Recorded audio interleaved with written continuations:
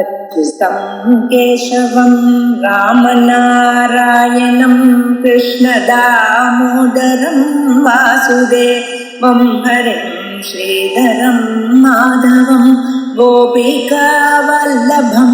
जानकीनायकं रामचन्द्रं भजे अच्युतं केशवं सत्यभामाधवं माधवं श्रीधरं राधिका राधितं इन्दिरामन्दिरं चेतसा सुन्दरं देवकी नन्दनं नन्दजं सन्ददे। मङ्गलश्लोकः। वागीशाद्या सुमनसः सर्वार्थानामुपक्रमे यं नत्वा कृतकृत्याः स्युः तं नमामि गजाननं। गुरुर्ब्रह्मा गुरुर्विष्णुः गुरुर्देवो महेश्वरः गुरुः साक्षात् परं ब्रह्म तस्मै श्रीगुरवे नमः। यत्कृपालेशमात्रेण पुरुषार्थचतुष्टयं प्राप्यते तमहं वन्दे गोविन्दं भक्तवत्सलम्। अनन्तगुणसम्पन्नम् अनन्तभजनप्रियम् अनन्तरूपिणं वन्दे गुरुमानन्दरूपिणम्। प्रकरणं प्रमाणं निरूपितम्। इतः परं स्थानप्रमाणं निरूप्यते। देशसामान्यं स्थानं तच्च द्विविधम्। पाठसादेश्यम् अनुष्ठानसादेश्यं चेति। यदाहुः तत्र क्रमोद्विधैवेष्टः देशसामान्यलक्षणः पाठानुसादेश्यात् विनियोगस्य कारणं पाठ अनुष्ठानसादेश्यात् विनियोगस्य कारणम् इति। क्रमः क्रमः அப்படிங்கிற பதத்தினால ஸ்தானம்ங்கிற பிரமாணத்தை தான் சொல்ற. ஸ்தானம் இருக்கு இல்லையா, அதற்கே இன்னொரு பேரு கிரமஹா. அது ரெண்டு விதமா இருக்கு. த்விதா ஏவ இஷ்டா. எப்படி? பாடானுஷ்டான சாதேஷ்யாத், பாட சாதேஷ்யாத் அனுஷ்டான சாதேஷ்யாத் த்விதா இஷ்டா. இந்த கிரமஹா இருக்கே ஸ்தானம்ங்கிற பிரமாணம், அதற்கு என்ன லட்சணம்? தேச சாமான்யம், இதுதான் லட்சணம். அப்படின்னு என்ன அர்த்தம்? ஒரு பிரதானம் அதனுடைய அங்கம் அப்படின்னு வச்சுப்போம். இப்போ உதாரணத்துக்கு நம்ம விகிருதி யாகத்தை பார்த்தோம். விகிருதி யாகத்துல உபஹோமஹா படிக்கப்பட்டிருக்கு, புதுசா அந்த விகிருத்தியில படிக்கப்பட்டிருக்குன்னு பார்த்தோம். படிக்கப்பட்டிருக்குன்னு என்ன அர்த்தம்? விகிருத்தியானது எந்த பிரகரணத்துல உற்பத்தி ஆறதோ, அந்த உற்பத்தி வாக்கியம் படிக்கப்பட்டிருக்கோ அங்கேயே உபஹோமஹாவும் படிக்கப்பட்டிருக்கு.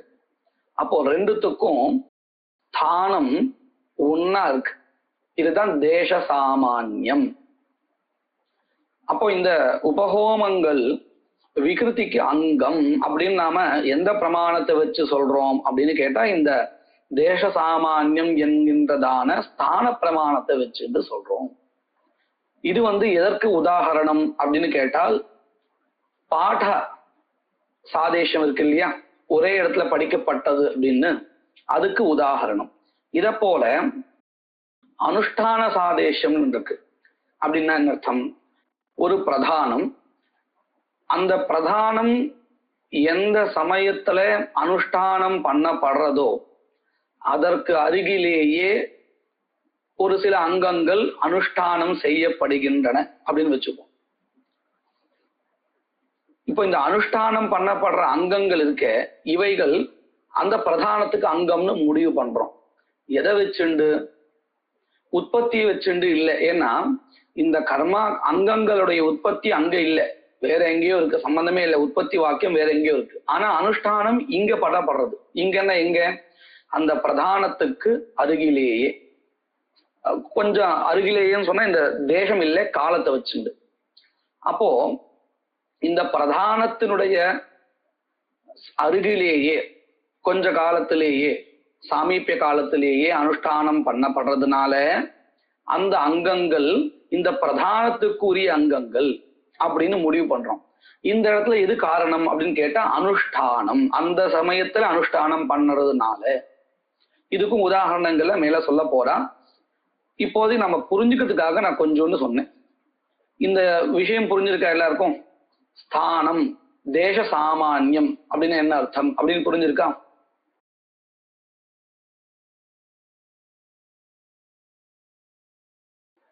ஸ்தானம் கிரமஸ்ச இதி அனர்த்தாந்தரம்.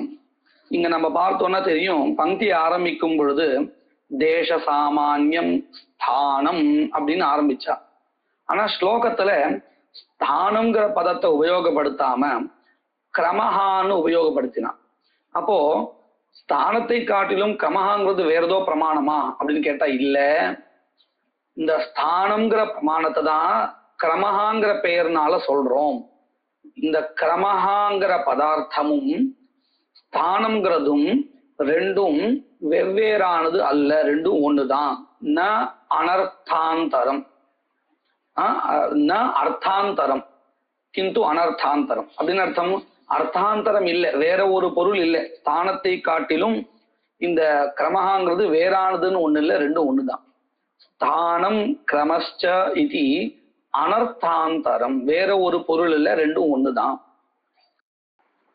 பாட சாதேஷ்யமபி த்விவிதம். முதல்ல இந்த ஸ்தானம்ங்கிற பிரமாணம் ரெண்டா இருக்குன்னு சொன்னான். ஒன்னு பாட சாதேஷ்யம், இன்னொன்னு அனுஷ்டான சாதேஷ்யம்னு சொன்னான். இப்போ இந்த பாட சாதேஷ்யம் இருக்கே அதுவே ரெண்டு வகையா இருக்கு அப்படின்னு அவாந்தர பேதத்தை சொல்ல போறா. பாட சாதேஷ்யம் அப்பி த்விவிதம். எப்படி? யதாசங்கிய பாட சந்நிதி பாடச்சேதி.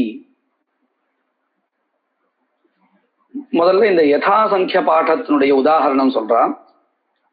தத்ர ஐந்திராக்னமேகாதசகபாலம் நிர்வபேத் வைஸ்வானரம் துவாதசகபாலம் நிர்வபேத் இத்யேவம் கிரமவிஹித இஷ்டிஷு இந்திராக்னி ரோச்சனா திவஹ இத்யாதீனாம் யாஜ்யானுவாக்யா மந்த்ராணாம் யதாசங்கியம் பிரதமஸ்ய பிரதமம் த்விதீயஸ்ய த்விதீயம் இத்யேவம் அயம் விநியோகः சஹ யதாசங்கிய பாடாத்.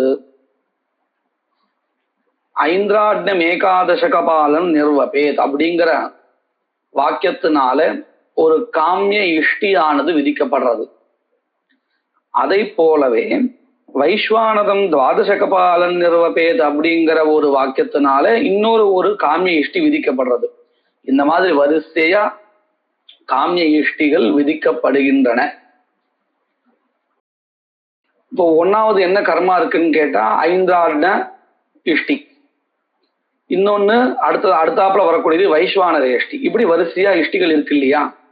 இதை போலவே யாஜ்யானுவாக்கியா மந்திரங்களுடைய அணுவாக்கம் இன்னொரு பிரஷ்னத்துல வரிசையா படிக்கப்பட்டிருக்கு. அதுல ரெண்டு மந்திரங்கள் சேர்ந்து ஒரு யுகலம்னு சொல்லுவோம். இப்போ இந்த மந்திரங்களுக்கு ஆகாங்ஷை இருக்கு.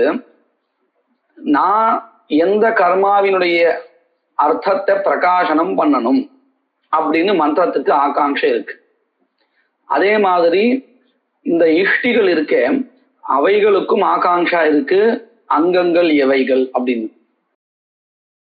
சரி, இப்போ இந்த இடத்துல மந்திரத்தினுடைய அர்த்தத்தை வச்சுட்டு நம்மளால நிர்ணயம் பண்ண முடியாது. இந்த மந்திரம் இந்த இஷ்டிக்கு அங்கம் அப்படின்னு சொல்ல முடியாது. இன்னும் சில இடத்துல அந்த அர்த்த நிர்ணயம் பண்றதுக்கு வசதி இல்லை. அப்படின்னா என்ன அர்த்தம்? மந்திரத்துல வேற ஒரு தேவத்தை பிரகாசனம் பண்றது, அந்த தேவதை இங்க இஷ்டில இல்லை. அப்போ என்ன பண்றான் இந்த இடத்துல அப்படின்னு கேட்டா, முதல் இஷ்டிக்கு அங்கம் முதல் ரெண்டு மந்திரங்கள் யாஜ்யானுவாக்கா இருக்கு இல்லையா, அந்த அனுவாக்கத்துல இருக்கக்கூடிய முதல் ரெண்டு மந்திரங்கள் முதல் இஷ்டிக்கு அங்கம். ரெண்டாவது மந்திர யுகலம் இருக்கே அது ரெண்டாவது இஷ்டிக்கு அங்கம். இப்படி ஒவ்வொரு யுகலத்துக்கும் ஒவ்வொரு யுகலமும் ஒவ்வொரு இஷ்டிக்கு அங்கம்னு சொல்லிட்டோம். அது எந்த இஷ்டிக்குன்னு கேட்டால், இஷ்டி எந்த கிரமத்துல படிக்கப்பட்டிருக்கோ அதே கிரமத்துல அப்போ இந்த இடத்துல முதல் யுகலம் முதல் இஷ்டிக்கு அங்கம் அப்படின்னு நாம எதை வச்சு நிர்ணயம் பண்றோம் அப்படின்னு கேட்டா யதாசங்கிய பாடத்தை வச்சுண்டு, பாடம் எந்த கிரமத்துல இருக்கோ அதே கிரமத்தை வச்சுதான் நம்ம அங்காங்கி பாவத்தை நிர்ணயம் பண்றோம். இதுக்கு என்ன பேரு? யதாசங்கிய பாடா. நம்ம வியாக்கரணத்தை கூட இந்த மாதிரி பார்க்கலாம். ஏச்சோ யவா யாவஹா அப்படிங்கிற இடத்துல ஏ ஓ ஐ ஔ இந்த எழுத்துக்களுக்கு எந்த எழுத்துக்கள் அதிரேஷமா வரும் அப்படின்னு கேட்கும்பொழுது யதாசங்கியம் அனுதேச சமானம் அப்படின்னு நம்ம சூத்திரம் பார்க்கிறோம். இங்க 4 இருக்கு, அங்க 4 இருக்கு அப்படின்னு வச்சுட்டு பாக்குறோம். 1ஆவதுக்கு 1ஆவது, 2ஆவதுக்கு 2ஆவது இப்படின்னு நம்ம பார்த்து முடிவு பண்றோம் இல்லையா? இதை நம்ம பார்த்துருக்கலாம் அந்த சூத்திரத்துல. அத போலதான் இங்கேயும் என்ன பண்றோம், நாம முதல் இஷ்டிக்கு முதல் மந்திர யுகலம் அங்கம் இப்படின்னு நாம அங்காங்கி பாவத்தை முடிவு பண்றோம். இது பாடக்கிரமத்தை வச்சுண்டுதான். அதுவும் எப்பேற்பட்ட பாடக்கிரமம்? இது யதாசங்கிய பாடத்தை வச்சுண்டு. அதுதான் இங்க சொல்லி கொடுக்க பாருங்க.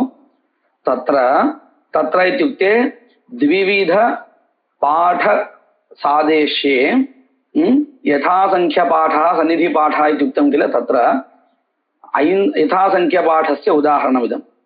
தத்ர ஐந்திராக்னமேகாதசகபாலம் நிர்வபேத் வைஸ்வானரம் द्वादशकपालं निर्वपेत् इत्येवं क्रमविहित इष्टिषु इन्द्राग्निरोचनादिवः इत्यादीनां याज्ञानुवाक्या मन्त्राणां यथासंख्यं प्रथमस्य प्रथमम् इत्युक्ते प्रथमस्य कर्मणः इष्टेः इष्टिकर्मणः प्रथमं युगलम् अङ्गम् एवं द्वितीयस्य द्वितीयम् इत्येवम् अयं यः विनियोगः सः यथासंख्य पाठात् भवति. பங்கி அர்த்தம் புரிஞ்சிருக்கு இல்லையா? இப்போ ஒரு கேள்வி கேட்கறா, ஏன் அப்படித்தான் சொல்லணும், 1ஆவதுக்கு 2ஆவது யுகலம் வாங்கன்னு சொல்லிட்டு போலாமே அப்படின்னு கேட்டா அதுக்கு காரணம் சொல்றா. பிரதம படித மந்திரஸ்ய ஹி கைமர்த்தியாகாங்ஷாயாம் பிரதமதः விஹிதம் கர்மைவ பிரதமம் உபதிஷ்டதே சமான தேசத்வாத். பாருங்க, இந்த யாஜ்யானுவாக்கா இருக்கு இல்லையா, அந்த அனுவாக்கத்துல முதல் யுகலம் இருக்கே மந்திரம், அந்த மந்திரத்தினுடைய கைமர்த்தியாகாங்ஷாயாம், கைமர்த்தியாகாங்ஷான்னு அர்த்தம் இதிகர்த்தவியதாகாங்ஷான்னு அர்த்தம். இந்த மந்திரத்தினுடைய இதிகர்த்தவியதாகாங்ஷா எழும் பொழுது முதல்ல எந்த இஷ்டி உபஸ்திதி ஆகும் அப்படின்னு கேட்டா முதல்ல படிச்சிருக்கக்கூடிய இஷ்டி தான் உபஸ்திதமாகும். அதை விட்டுட்டு 2ஆவது போறதுக்கு ஏதாவது காரணம் இருக்கா? ஐந்திராக்ன இஷ்டி இருக்கு, அதுதானே உபஸ்திதமாகும். அப்போ இந்த மந்திரங்களுடைய கைமர்த்தியாகாங்ஷா எழும் பொழுது முதல் பிரதான யாக எது இருக்கோ அது உபஸ்திதமா இருக்குங்கிறதுனால அதுதான் இங்க அங்கியாக பிரதானமாக சேரும். அதாவது இந்த மந்திரம் அந்த யாகத்துக்கு அங்கம்னு தன்னை போய் சேர்த்துக்கும்.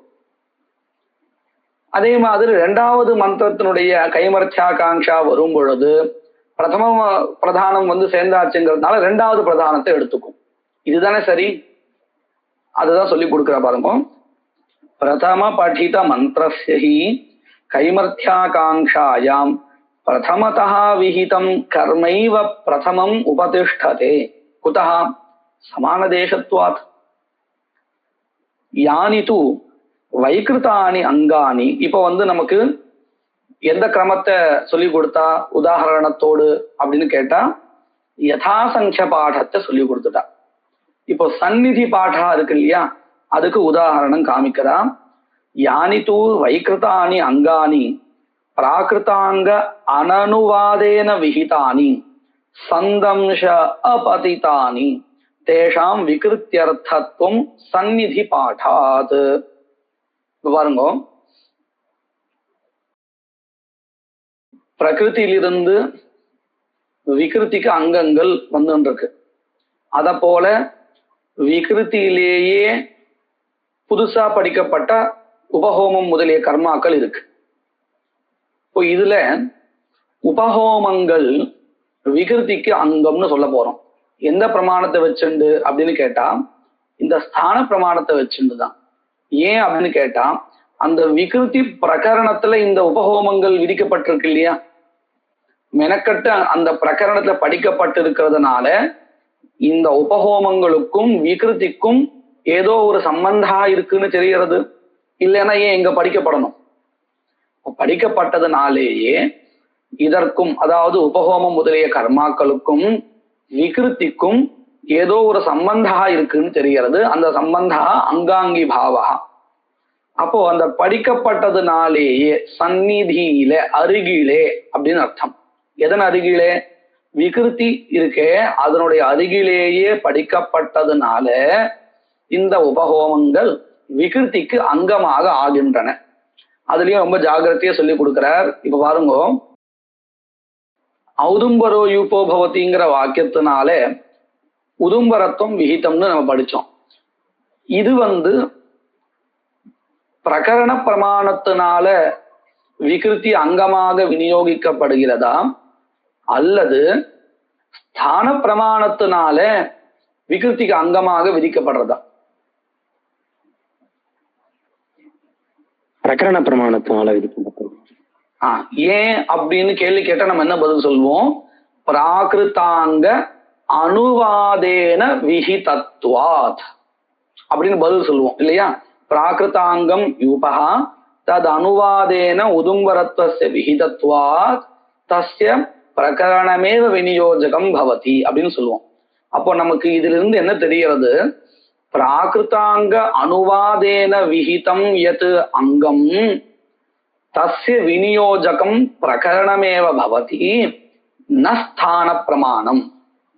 இல்லையா? சரியா இருக்கா இப்ப நான் சொன்னது? சரியா கொஞ்சம் புரியல. வித்தியாசம் புரியல சொல்றேன். இந்த உதும்பரத்துவம் காதிரஸ்தானத்துல விதிக்கப்பட்டது இல்லையா விகிருத்தில? அது பிராகிருத அங்கமான யூபத்தை உத்தேசிச்சுதான் விதிக்கப்பட்டது. இப்படி பிராகிருத அங்கத்தை அனுவாதம் பண்ணி விதிக்கக்கூடிய ஒண்ணு உதும்பரத்துவம் ஸ்தான பிரமாணத்தினால விகிருதிக்கு அங்கம் ஆகாது அப்படின்னு நம்ம படிச்சிருக்கோம். பிரகரண பிரமாணத்தினாலதான் ஆகும் இல்லையா?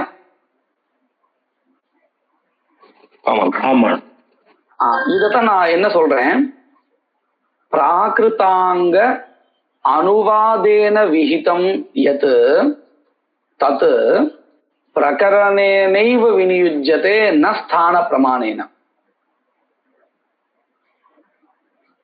இது புரிஞ்சிருக்கா? முன்னாடி சொன்ன விஷயத்துல நான் பங்கியா சொல்றேன். புரியுதா? இப்போ உபஹோமஹா பிராகிருதாங்க அனுவாதேன விஹிதம் வா பிராகிருதாங்க அனனுவாதேன விஹிதம் கர்மவா?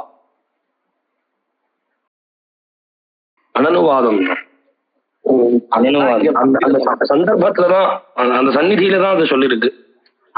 அவ்வளவுதானே தவிர்த்து பிராகிருத அங்கத்தை ஒண்ணு கொண்டு அதுக்கு அங்கமாக உபஹோமம் சொல்லப்படல.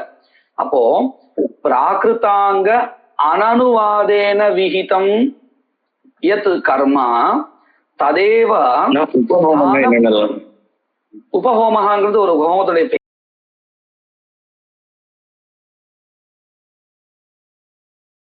அப்போ நம்ம எப்படி சொல்றோம்? பிராகிருதாங்க அனனுவாதேன விகிருதோ விஹிதம் யத் தத் ஸ்தான பிரமாணேன விநியுஜ்யதே. சரியா இருக்கா போது இந்த வாக்கியம்? இது ஒரு விஷயம். இன்னொரு விஷயம், ஆனா அங்க சொல்றது அது அங்க உதும்பர விஷயத்துல உபயாகாங்கையும் இங்க அந்நியதராகாங்கையும் சொல்றோம். பிரகரண விஷயத்துல இதே உபஹோமம் பிரகரண பாடம் சொல்ற சமயத்துல இங்க அந்நியதராகாங்கையும் யூப விஷயத்துல உபயாகாங்கையும் இருக்கிற மாதிரி இருந்துச்சு. ஆமா, அதனாலதான் நம்ம ஸ்தான பிரமாணத்தினால உபஹோமத்தை விநியோகிக்கிறோம்னு சொல்லிட்டு இருக்கோம்.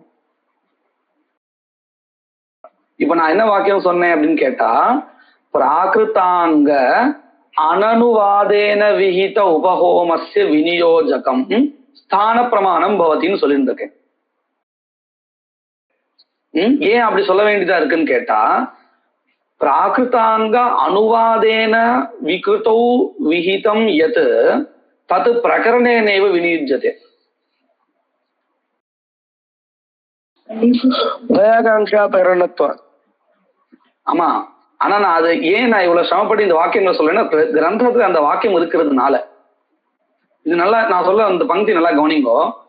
பிராகிருதாங்க அனுவாதேன விகிதமா ஒன்னு இருந்தால் அது பிரகரணத்தினால விநியோகிக்கப்படும். இது புரிஞ்சிருக்கா? கேக்குறதா? புரியுதுண்ணா. இதே பிராகிருதாங்க அனனுவாதேன விகிதம் எது உபஹோமாதயா அது ஸ்தான பிரமாணேன விநியுஜ்யதே. புரியுது புரியுது இல்லையா? இப்ப இது இது இது இப்ப நல்லா புரிஞ்சது இல்லையா? இப்ப இன்னொரு விஷயத்தை நம்ம கவனிக்கணும், மனசுல வச்சுக்கணும். பிராகிருதாங்க அனுவாதேன விகிதமா இருந்தால் எப்படி பிரகரணத்தினால விநியோகிக்கப்படும் சொன்னோமோ, அதை போலவே சந்தம்ச பதித்தமா இருந்தாலும் பிரகரணத்தினால்தான் விநியோகிக்கப்படும் நம்ம பார்த்திருக்கோம். எங்க ராஜசூயாங்கத்வேன விதேவனாதீனாம் அன்வயா அப்படின்னு நம்ம பார்த்தோம். ஞாபகம் இருக்கா? ஆமா, அபிஷேச்சனீய யாகஸ்ய சந்நிதௌ படிதா அப்படி விதேவனாதிஹி ந ததங்கம் குதஹ சந்தம்ச பதிதத்வாத் ராஜசூயாங்கம்னு நம்ம பார்த்தோம். அப்போ வெறுமனே சந்நிதியில படிக்கப்பட்டு இருந்தா மட்டும் போராது, அது சந்தம்ச பதிதமா இருக்கக்கூடாது.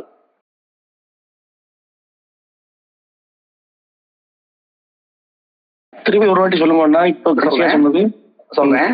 சந்நிதியில படிக்கப்பட்டிருந்தாலே அது ஸ்தான பிரமாணத்தினால அங்கம் ஆயிடாது. சந்நிதியில படிக்கப்பட்டிருக்கணும். அதே மாதிரி சந்தம்சத்துல பதித்தமா இருக்கக்கூடாது. இருக்கக்கூடாது இல்லையா? சந்தம்சத்துல பதித்தமா இருந்ததுன்னா அது என்ன ஆயிடும்? பிரகரணத்தினால அங்கம் ஆயிடும். சரி சரி ஓகே. பிரமாணத்தினால கிடைக்காது, பிரகரணத்தினால இங்க போயிடும். ஆமா, அதுதான் நம்ம பார்த்தோம். இதுக்கு நீங்க ஏற்கனவே ஒரு ஞாபகம் இருக்கு, ஒரு ஒரு பிரக்கிரியை கூட சொல்லி காட்டினேன். எல்லாம் வந்துடும், நடுவுல இது மட்டும் வர, அது ஒரு பிரக்கிரியை ஒண்ணு சொன்ன ஞாபகம் இருக்குது. அதிதேச பிரமாதம் எங்க எப்படி வரும்? அது இதுக்கு இல்ல, பிராகிருதாங்க அனனுவாதேனங்கிறதுக்கு இல்ல. இதை பத்தி கேட்கும் போது அதை புரிய வச்சு இதை புரிய வச்சு. சரி, எனக்கு என்ன விஷயம் ஞாபகம் இல்ல. இப்ப இது புரியுது இல்லையா? இப்ப பார்த்தா தெரியும், இந்த அபிஷேச்சனீயத்துக்கு பக்கத்துல தான் இருக்கு எது? விதேவனாதி. ஆனாலும் சந்நிதியில படிக்கப்பட்டிருந்தாலும் இந்த ஸ்தான பிரமாணத்தை வச்சுண்டு ஸ்தான பிரமாணத்தை வச்சுண்டு அபிஷேச்சனீய அங்கம்னு நாம சொல்றது இல்லை. ஏன்னா அது சந்தம்சத்துல இருக்கிறதுனால ராஜசூயத்துக்கு தான் அங்கம்னு சொல்றோம். அப்போ நமக்கு ரெண்டு விஷயம் கவனிக்க வேண்டியதா இருக்கு. சந்நிதியில இருந்தா மட்டும் போராது, அது எப்படி இருக்கணும்? பிராகிருதாங்க அனனுவாதமாக விதிக்கப்பட்டிருக்கணும். இப்போ நீங்க நல்லா கவனிங்கோ, விகிருத்தியில உதும்பரத்துவம் விதிக்கப்பட்டிருக்கு புதுசா. எப்படி உபஹோமஹ விதிக்கப்பட்டிருக்கோ அதை போலவே தானே உதும்பரத்துவம் விதிக்கப்பட்டிருக்கு புதுசா. ஆனா உதும்பரத்துவத்துக்கு விநியோஜகம் எதுன்னு கேட்டா ஸ்தான பிரமாணம் இல்லைன்னு நம்ம சொல்றோம். உபஹோமத்துக்கு ஸ்தான பிரமாணம் விநியோஜகம்னு சொல்றோம். ஏன் அப்படின்னு கேட்டா என்ன பதில் சொல்லுவோம்?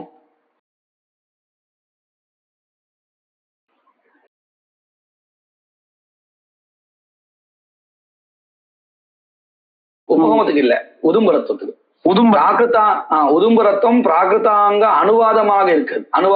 பிராகிருதாங்க அனுவாதேன விகிதமா இருக்கு.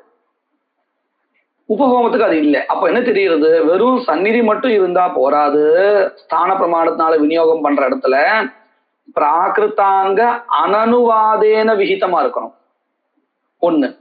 அதே மாதிரி சந்தம்ச அபாதிதமா இருக்கணும். இப்படி ரெண்டுமா இருந்து சந்நிதியில படிக்கப்பட்டிருந்தால் மட்டும்தான் அது என்ன ஆகும்? ஸ்தான பிரமாணத்தினால விநியோகிக்கப்படும். இதனால மனசுலாச்சா?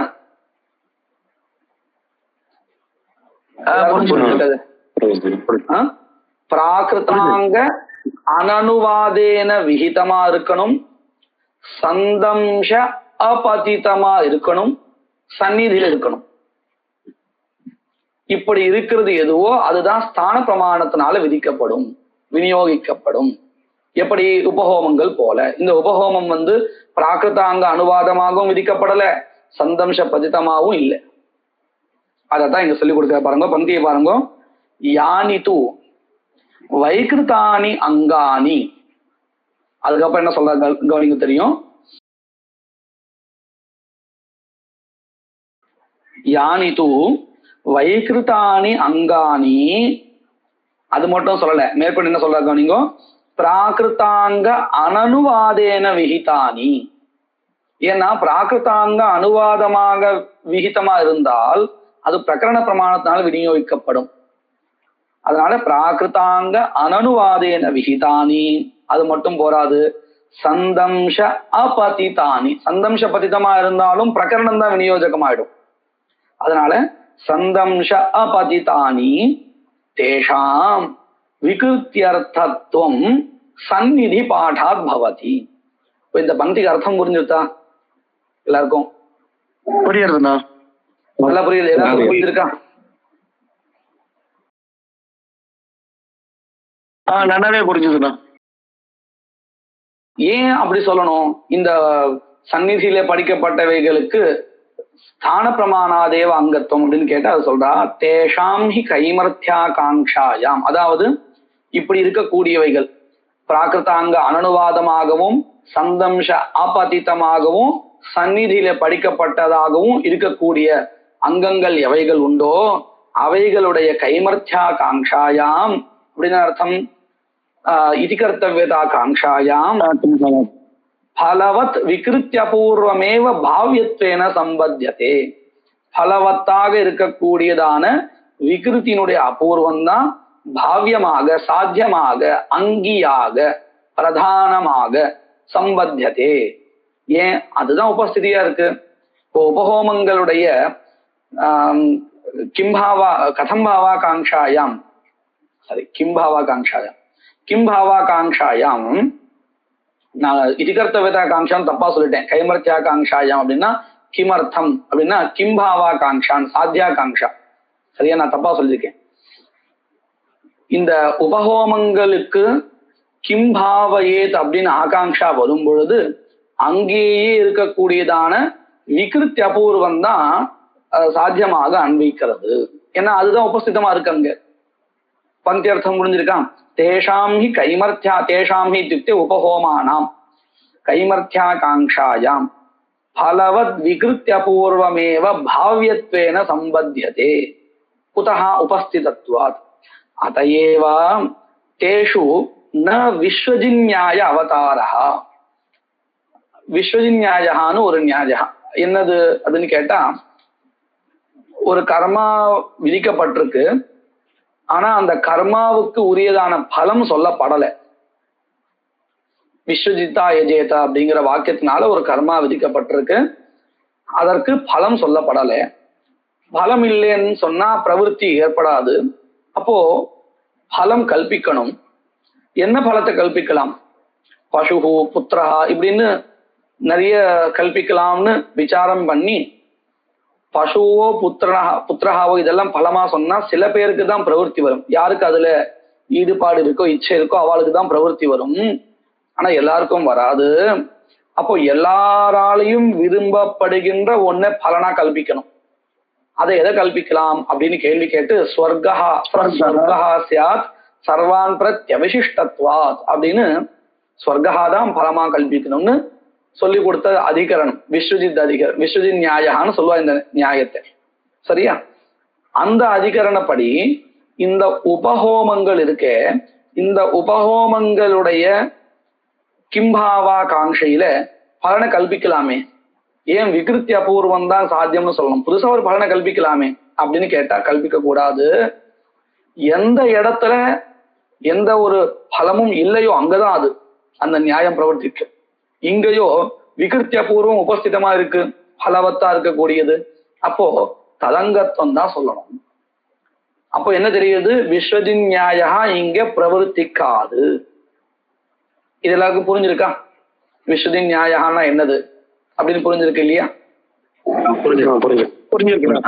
அத ஏவ தேஷு ந விஸ்வஜின் நியாய அவதாரः. ஏன்? ஸ்வதந்திர பலார்த்தத்வே விகிருதி சந்நிதி பாட அனர்த்தக்யாபத்தேஷ்ச. அதுக்கு மேல ஒரு கேள்வி கேட்கிறா. விஸ்வஜித் அப்படிங்கிற இடத்துல நீ புதுசா ஒரு பலத்தை கல்பனை பண்றேங்கிற சித்தாந்தி, இங்க பண்ணக்கூடாதுங்கிற. என்ன வித்தியாசம்? இங்கேயும் கல்பிக்க வேண்டியதானே? அங்க கல்பிக்கலாம்னு சொல்ற நீ, இங்கேயும் கல்பிக்க கூடாதுன்னு சொல்ற அப்படின்னு கேள்வி கேட்டா, இப்ப பாருங்க, இந்த உபஹோமங்கள் எங்கே விதிக்கப்பட்டிருக்கு? விகிருத்தியினுடைய சந்நிதியில் விதிக்கப்பட்டிருக்கு.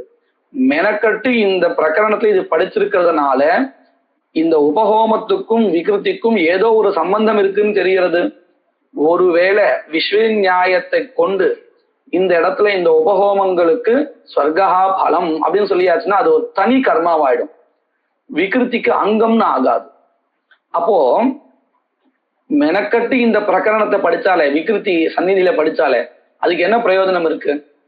தனி கர்மாவா இருந்தா வேற எங்கேயா படிச்சுக்கலாமே, இந்த பிரகரணத்தை ஏன் படிக்கணும்?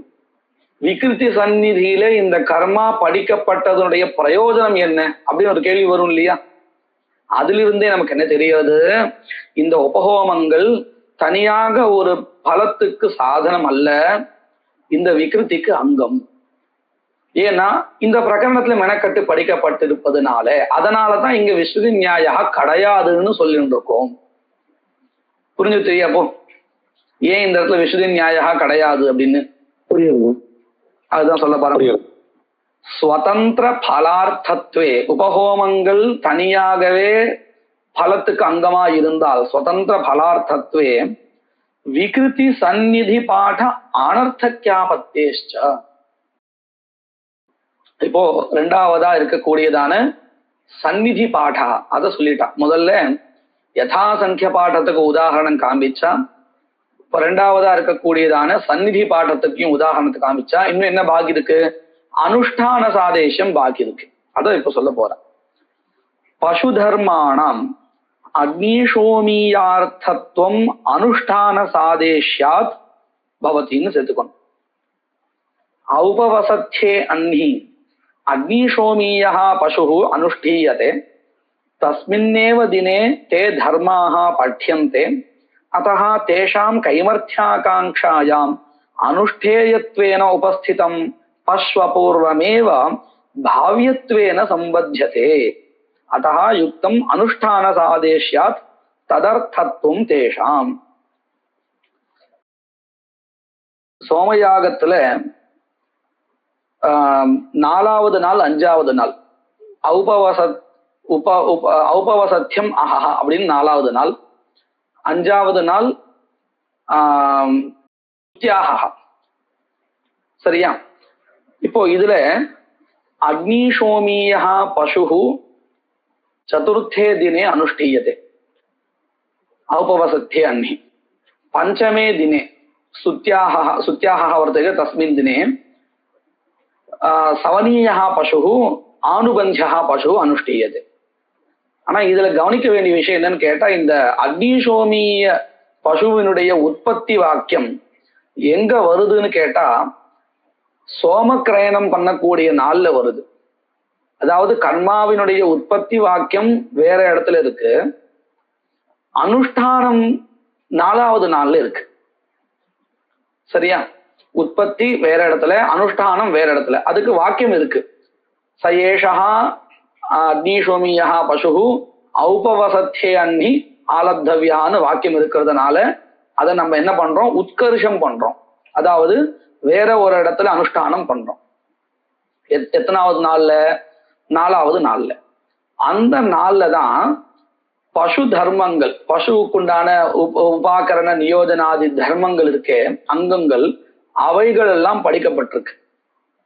அதாவது அக்னிஷோமிய பசுவானது எந்த நாள்ல அனுஷ்டிக்கப்படுறதோ அந்த நாள்ல பசு தர்மங்கள் விதிக்கப்பட்டிருக்கு. சரியா? இந்த இடத்துல நமக்கு பாட்ட சாதேசம் கிடைக்காது. ஏன் கிடைக்காது தெரியுமோ? பசு தர்மங்களுடைய விதான வாக்கியங்கள் அங்க படிக்கப்பட்டிருந்தாலும் அக்னி சோமியத்தினுடைய உற்பத்தி வாக்கியம் அங்க படிக்கப்படலை 4வது நாள்ல. அதனால நமக்கு என்ன கிடைக்காது? பாட சாதேசியம் கிடைக்காது. ஆனால் அனுஷ்டான சாதேசியம் கிடைக்கும். எப்படின்னு கேட்டா, இப்ப இந்த 4வது நாள்ல படிக்கப்பட்ட அங்கங்கள் இருக்கே, பசு தர்மங்கள், அவைகளுடைய கைமர்த்தியாகாங்கையில கிம்பாவா காங்ஷை வரும் பொழுது எந்த பிரதானம் உபஸ்திதமா இருக்கு அப்படின்னு கேட்டா அக்னிசோமியம் தான் உபஸ்திதமா இருக்கு. அது அங்க படிக்கப்படலையே அப்படின்னு கேட்டா, படிக்கப்படலைன்னாலும் அனுஷ்டானம் பண்ணப்படுறதுங்கிறதுனால அந்த அக்னிசோமியத்தினுடைய உபஸ்திதி வந்துடுறது. இப்ப இந்த உபஸ்திதி வருது, இது எதை வச்சுண்டு? பாடத்தை வச்சுண்டா அனுஷ்டானத்தை வச்சுண்டா?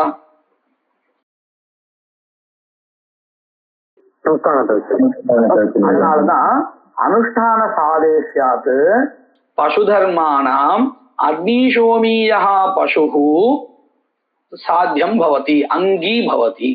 இந்த பசு தர்மங்கள் அக்னிசோமிய பசுவனுடைய அங்கங்களா ஆறுது. அப்போ சவனீயத்துக்கும் ஆணுபந்தியத்துக்கும் எப்படி இந்த அங்கங்கள்லாம் கிடைக்கும் அப்படின்னு கேட்டா, அக்னிசோமியத்திலிருந்து அதிதேச பிரமாணத்தினால சவனீயத்துக்கும் ஆணுபந்தியத்துக்கும் கிடைக்கும். சரியா? புரிஞ்சுதா? இது எப்படின்னு பிரக்கிரியா புரிஞ்சிருக்கா? இதுதான் இங்க சொல்லிட்டு இருக்கா பாருங்க. பசுதர்மானாம் அக்னிசோமியார்த்தத்வம் அக்னிசோமியாங்கத்வம் அனுஷ்டான சாதேஷாத் பவதி. ஔபவசத்யே அன்னி அக்னிசோமியः பசுஹு அனுஷ்டீயதே.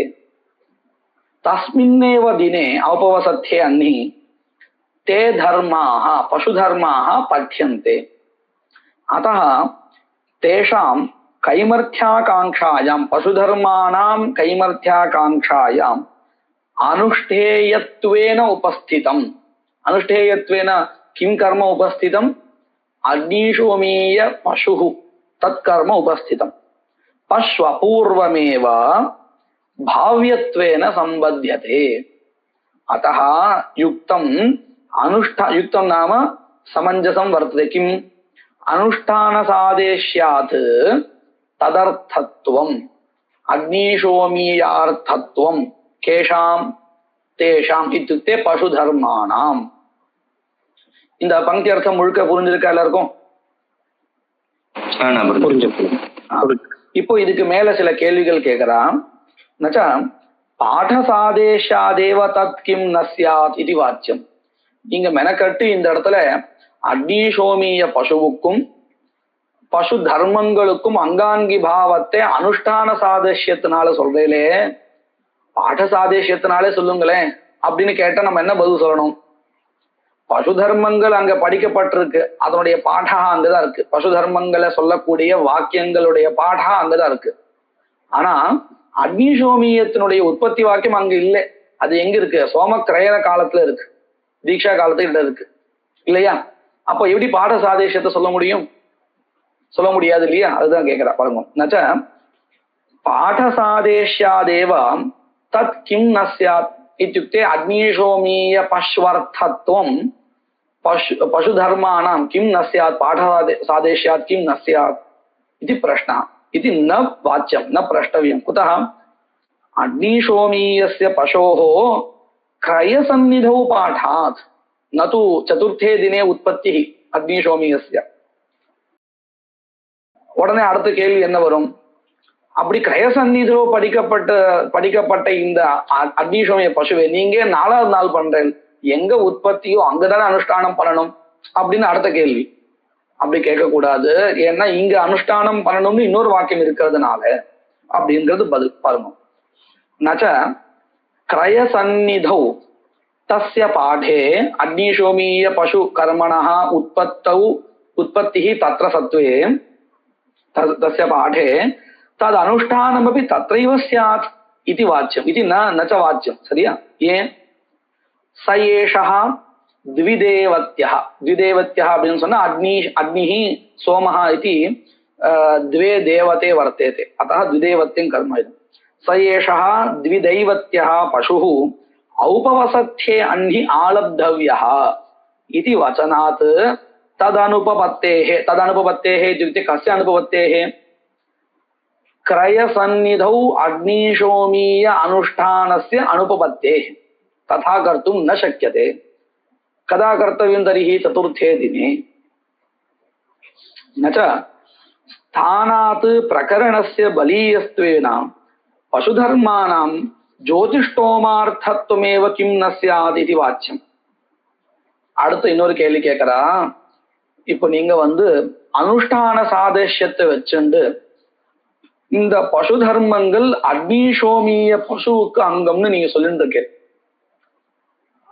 இப்போ இன்னொரு என்ன கேள்வி கேட்கறான்னு கேட்டா இந்த பசு தர்மங்களுடைய கிம்பாவாகாங்ஷா வரும் பொழுது மகா பிரகரணத்தை வச்சுண்டு ஜோதிஷ்டோமஹா இருக்க சோமயாகா ததங்கத்துவம் சொல்லலாமே பிரகரண பிரமாணத்தினால கேள்வி புரியுறதா பசு தர்மங்களுக்கு கிம்பாவாகாங்ஷா இருக்கு அதே மாதிரி ஜோதிஷ்டோமத்துக்கும் கதம்பாவாகாங்ஷா இருக்கு சோமயாகத்துக்கும் அப்போ இந்த அனுஷ்டான சாதேஷ்யத்தை வச்சுண்டு ஸ்தான பிரமாணத்தை வச்சுண்டு இந்த பசு தர்மங்களுக்கு அக்னிசோமிய பஸ்வர்த்தத்துவம் சொல்லாது இந்த ஸ்தான பிரமாணத்தை காட்டிலும் பிரபலமாக இருக்கக்கூடியதான பிரகரண பிரமாணத்தை வச்சுண்டு சோமயாகாங்கத்துவமே சொல்லலாமே அப்படின்னு கேள்வி புரியுறது எல்லாருக்கும் புரியுது பாருங்க நச்ச ஸ்தானாத் பிரகரணஸ்ய பலீயஸ்த்வேன ஸ்தானாபேட்சையா பிரகரணஸ்ய பலீயஸ்த்வேன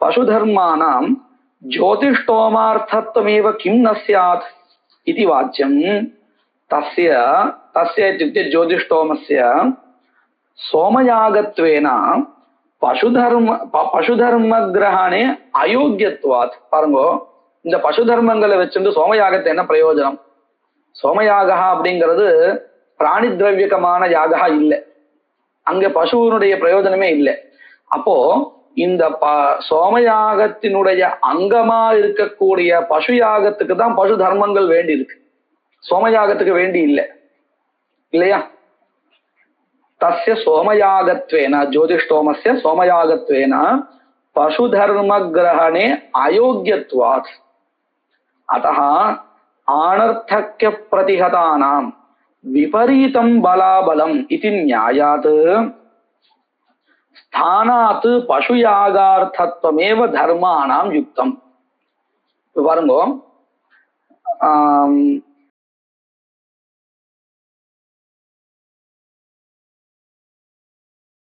இந்த இடத்துல சும்மா ஒரு கற்பனை பண்ணி பார்ப்போம். பிரகரண பிரமாணத்தினால இந்த பசு தர்மங்கள் ஜோதிஷ்டோமத்துக்கு அங்கம்னு சொல்றோம்னு வச்சுப்போம். இது சித்திக்காது. ஒருவேளை சொல்லுவோம், சொன்னா என்ன ஆகும் தெரியுமா? அடுத்த ஒரு கேள்வி வரும். இந்த அக்னிசோமிய பசு அனுஷ்டான காலத்துல பசு தர்மங்கள் படிக்கப்பட்டிருக்கு இல்லையா, அதுக்கு என்ன காரணம் அப்படின்னு கேட்டா என்ன பதில் சொல்லுவோம்? ஒன்னும் கிடையாதுன்னு சொல்லுவோம். அதாவது ஆனர்த்தக்கியம், வியர்த்தம்னு ஆயிடும் இல்லையா? ஒருவேளை இந்த பசு தர்மங்களை பிரகரண பிரமாணத்தினால சோமயாகாங்கத்துவத்தை சொல்லியாச்சுன்னா இந்த சந்நிதியில படிக்கப்பட்டதுடைய காரணம் என்னன்னு கேட்டா ஒண்ணும் இல்லை, வியர்த்தம் அப்படின்னு ஆயிடும்.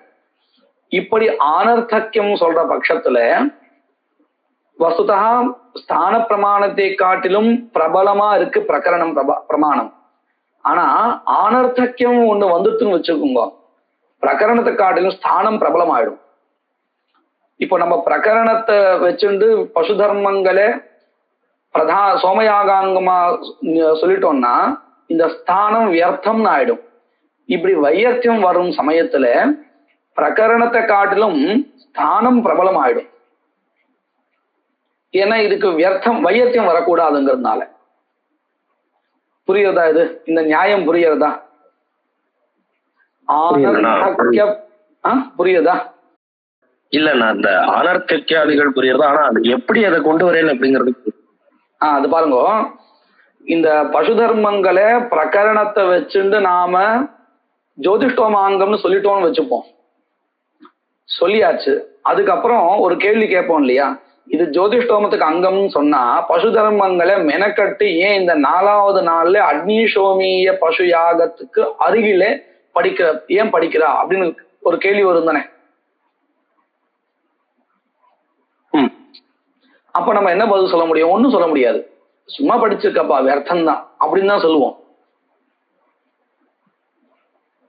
அங்க அனுஷ்டானம் பண்றதுக்கு அப்படின்னு தானே அன்னைக்கு பண்ணணும்னு சொல்லியிருக்கு. அதனால அந்த அங்கங்களும் அன்னைக்கே பாட்டமா இருக்குன்னு தானே சொல்றோம். இப்ப நம்ம அது எங்க அனுஷ்டானம் பண்றது அப்படின்னு விசாரம் பண்ணல, எதுக்கு அங்கம் தான் விசாரம் பண்ணிட்டு இருக்கோம்.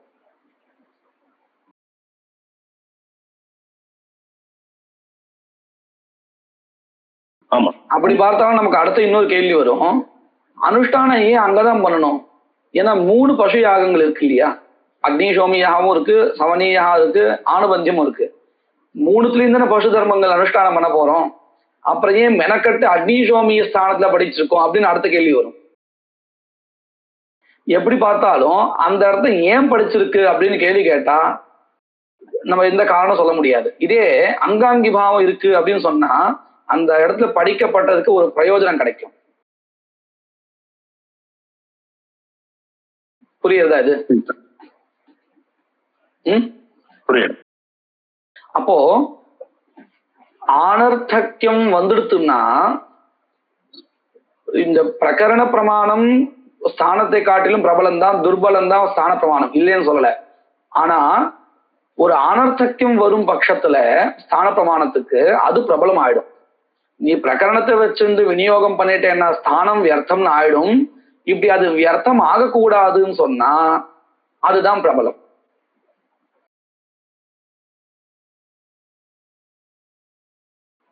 இதுதான் ஆனர்த்தக்கிய பிரதிஹதானாம் விபரீதம் பலாபலம் அப்படின்னு. விபரீதம் என்ன அர்த்தம்?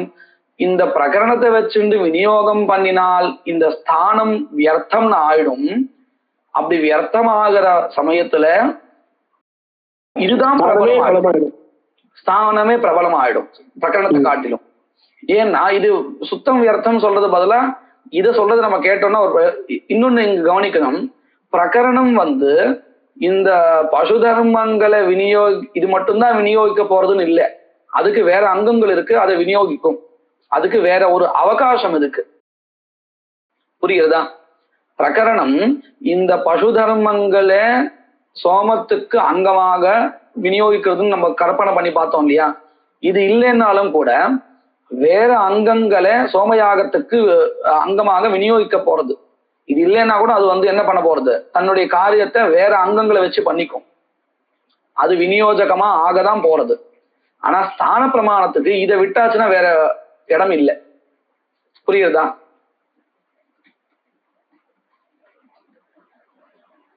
நம்ம சாமானியம் லௌகிக நியாயத்துல அப்படிதான் பண்ணிட்டு இருக்கோம். ஒரு 2 பேர் இருக்கான்னு வச்சுப்போம். 2 பேரை நாம ஒருத்தரை ஏற்கனவே ஒரு இடத்துல விநியோகிச்சாச்சு, சரியா? இன்னொருத்தரை இன்னொரு இடத்துல விநியோகிக்கணும், சரியா? விநியோகிக்காம முதல்ல யார நம்ம சொன்னோமோ அவனையும் இங்கி போட்டாச்சுன்னா என்ன ஆயிடும் தெரியுமா? 2வதா வந்தவர் வியர்த்தம்னு ஆயிடும். வஸ்து பாருங்க, இந்த முதல்ல நம்ம 2 வேலை இருக்கு. அந்த 2 வேலையில அந்த முதல்ல வந்திருக்காரு, அவர் 2த்தையும் நல்லா பண்ணக்கூடியவர், பிரபலமானவர், சந்தேகமே இல்லை, ரொம்ப நல்லா பண்ணக்கூடியவர். அவரை ஒரு வேலையில விநியோகம் பண்ணிட்டோம். இப்ப இன்னொரு வேலை 2வது வேலை இருக்க, அதுல அந்த முதல்ல விநியோகம் பண்ண அவரையும் இங்கேயும் போட்டுடலாம். ஏன்னா அவர் ரொம்ப நல்லா பண்ணுவார், ரொம்ப பிரபலமானவர், ரொம்ப நல்லா பண்ணக்கூடியவர் அப்படின்னு நினைச்சுண்டு அவரை இங்கேயும் போட்டோம்னா 2வதா வந்தவர் வியர்த்தம்னு ஆயிடும் இல்லையா? இப்ப நம்ம என்ன பண்ணுவோம்? இவர் துர்பலனாவா இருந்தாலும் அந்த வேலையை ரொம்ப நல்லா எல்லாம் பண்ண மாட்டார், சுமாராதான் பண்ணுவார். அப்படி இருந்தாலும் கூட அவருக்கு ஏதாவது வேலையை கொடுத்தாகணுமே, வந்திருக்காரு, இன்னைக்கு நான் தினத்துக்கு உண்டான கூலி அவருக்கு கொடுக்கதான் போறோம். அப்ப நம்ம என்ன பண்ணுவோம்? அவரை இங்க விநியோகிப்போம் இல்லையா? ஆனா வாஸ்தவத்துல அந்த வேலை 2வது வேலையையும் நல்லா பண்ணக்கூடியவர் யாரு? அங்க போனவர் தான். இவர் சுமாராதான் பண்ணுவார், துர்பலகாதான் இருந்தாலும் இப்ப இவர் பிரபலம் ஆயிட்டார். ஏன் பிரபலம் ஆயிட்டாரு தெரியுமோ? இவருக்கு இந்த இடத்தையும் விட்டாச்சுன்னா வேற இடம் கிடையாது, வியர்த்தம்னு ஆயிடும். அவருக்கு இந்த இடத்த விட்டாலும் வேற இடத்துல அவர் வேலை செஞ்சுட்டு தான் இருக்காரு, அவருக்கு ஒன்றும் நஷ்டம் இல்லை. இப்படின்னு தான் நம்ம லோகியத்திலும் இப்படிதான் பண்ணிட்டு இருக்கோம் நம்ம, இல்லையா? ஆமாண்ணா. அதே நியாயம் தான் இது. ஆனர்த்தக்ய பிரதிஹதானாம் விபரீதம் பலாபலம் இது நியாயா. இது நியாயாத் ஸ்தானாத் பசுயாகார்த்தத்வமேவ தர்மானாம் யுக்தம். இதோட இன்னைக்கு நிறுத்திப்போம். ஒரு தடவை நீங்க மறுபடியும் இதை கேட்டு பாருங்க. சந்தேகம் வந்து நாளைக்கு நம்ம மறுபடியும் இந்த விஷயத்தை பார்க்கலாம். வாகீஷாத்யா சுமனசஹம் சர்வார்த்தானாமுபக்ரமே யம் நத்வா கிருதகிருத்யா ஸ்யுः தம் நமாமி கஜானனம். குருர் பிரம்மா குருர் விஷ்ணு குருர்தேவோ மகேஸ்வரः குரு சாட்சாத் பரம் பிரம்ம தஸ்மை ஸ்ரீ குரவே நமः. யத்கிருபாலேஷமாத்ரேண புருஷார்த்த சதுஷ்டயம் பிராப்யதே தமஹம் வந்தே கோவிந்தம் பக்தவத்சலம். அனந்த குண சம்பன்னம் அனந்த பஜன பிரியம் அனந்த ரூப